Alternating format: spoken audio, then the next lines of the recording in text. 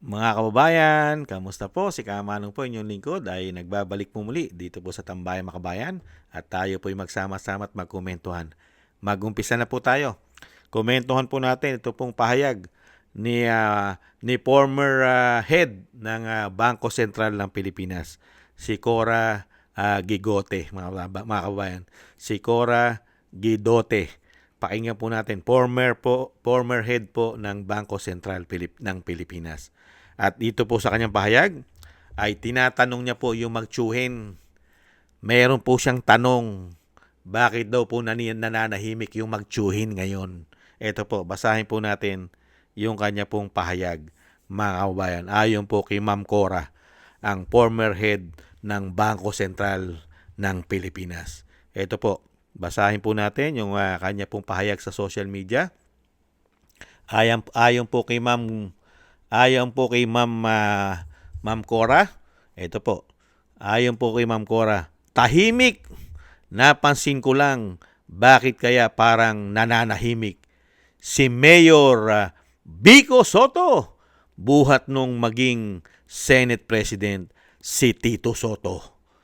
Totoo naman, nanahimik at nasasangkot sa katiwalian. Nasasangkot sa kaliwat kanan na aligasyon ukol sa korupsyon. Totoo nga naman. Tahimik, napansin ko lang si Mayor Vico. Tahimik, napansin ko lang, bakit kaya parang nananahimik si Mayor buhat nung maging Senate President si Tito Soto at nasasangkot sa kaliwat kanan na aligasyon ukol sa korupsyon. Dati kasi madalas siyang lumabas sa social media at nagpapasaring sa mga kawatan ang mga namamayagpag na mga batang politiko na lumalaban sa korupsyon ay sina Congressman Leandro Libiste, Kiko Barsaga, Paulo Marcoleta.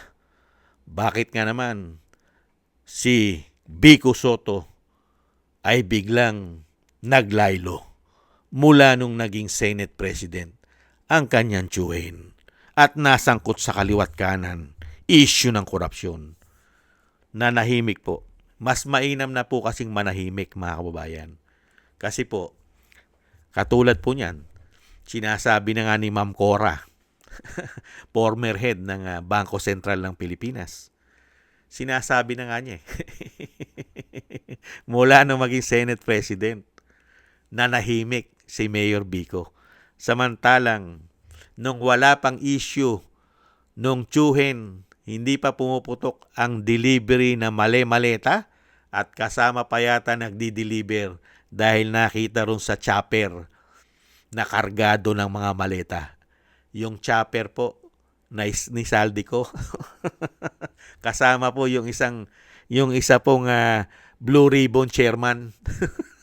Yung sa committee ng Blue Ribbon Chairman na tinatawag po si Senator Lacson. Kasama rin po sa chopper. Hindi po ba? Ikaw ba naman hindi mananahimik? Hindi po ba mananahimik si Mayor Vico? Lalo-lalo yung tiyuhin niya, Senate President. Nadidelibera na hindi bababa sa 7 maleta. 7 maleta ba naman? Mga kabay, hindi bababa sa 7 hanggang 5 maleta hanggang 7. Ayon po yan sa patotoo ng mga Marines, ng mga ex-soldiers, mga Marines. Hindi lang po isa. Hindi lang po 2. Lalong-lalo hindi po 3. 18. Mga kababayan, 18 ang nagpapatotoo na nadidelibera nila ang tiyuhin ni Mayor Vico. At siyempre, kasama rin po sa pinaputok. Pinaputok po ng mag-asawang Diskaya na ang Pasig, anak ng Pasig, mga kabayan, ang Pasig City sa pangunguna po ng kanilang kaalyado na si Representative Romulo Roman o Roman Romulo at kasama po kaalyado ni Mayor Vico ay nasasangkot din po ayon sa mga diskaya sa napakalaking komisyon ng mga proyekto. Hindi raw po bababa sa 25%. At kasama rin po sa Cabral Files, mga kabayan, na nakakakuha ng mga isang damukal na mga allocable insertion billion ang Pasig at komisyon ayon yan sa mga diskaya. At ayon naman po sa mga Marines, ito naman pong tsuhin na Senate President ay delivery. Hindi pa senador ay nadidelivery na ng maleta. Hindi pa senador, may delivery na ng maleta. Mga kababayan, ganyan po katindi. Nakita nyo po, kay angas-angas po. Lalo-lalo po si Senator Tito Soto, lahat po'y binanatan. Pati po ang desisyon ng Korte Suprema, mga kababayan, sa impeachment ng Vice President ay binabanatan niya po at ginagawang bobo ang ating mga justices sa Korte Suprema. Ay ngayon po'y biglang nanahimik. Nagsalita lang po ang mga Marines, ang mga ex-soldiers o ex-Marine, bigla pong nanahimik si Tito Soto. At nanahimik na rin pong tuluyan yata si Vico Soto. At wala na rin po siyang batikos ngayon. At hindi na po niya yata binabatikos ngayon ang korupsyon. Lalong-lalo yata ang malawakang korupsyon ng flood control scandal.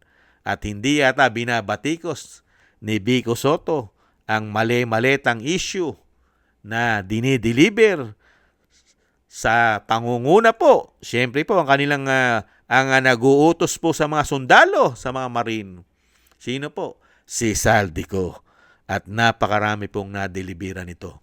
Pero nananatili pong tahimik ang magtsuhin. Ganon din po ang mayor. Hindi niya po pwedeng banatan ang issue ng korupsyon, lalong-lalo po pagka maleta na ang babanatan. Hindi po pwedeng banatan ni Mayor Vico Soto pagka ang maleta po. Dahil pagka binanatan niya ang maleta, mababanatan po ang kanyang tsuhin. Mabubulaga. Baka mabulaga. Yung sinasabing, eat bulaga. Hindi po ba, mga kababayan? Kaya nananatiling tahimik. Kaya po, Ma'am Cora, alam nyo naman po, kaya po tahimik. Di po ba? Wala pong iniwan niya kay Tambaluslos na tinatawag ng Vice President. Nakita nyo naman si Tambaluslos. Para na po yatang malamig na bangkay. Di umano. Dahil sa katahimikan ay para rin po yatang malamig na bangkay di umano. Sa sobrang tahimik. Nung hindi pa pumuputok ang issue ng korupsyon sa flood control, ay napakaingay din po ng tinatawag na Tambaluslos. Hindi po ba? Ngayon po'y tahimik na. Kaya wag po tayong magtaka kung nananahimik din po si Tito Soto, lalong-lalo sa issue ng korupsyon. Ni ayaw nga nilang tutukan, mga kabayan. Ayaw nilang araw-arawin, imbestigahan ang issue ng korupsyon. Baka magkabulagaan. Eat bulaga. Hindi po ba? Lalong-lalo na po.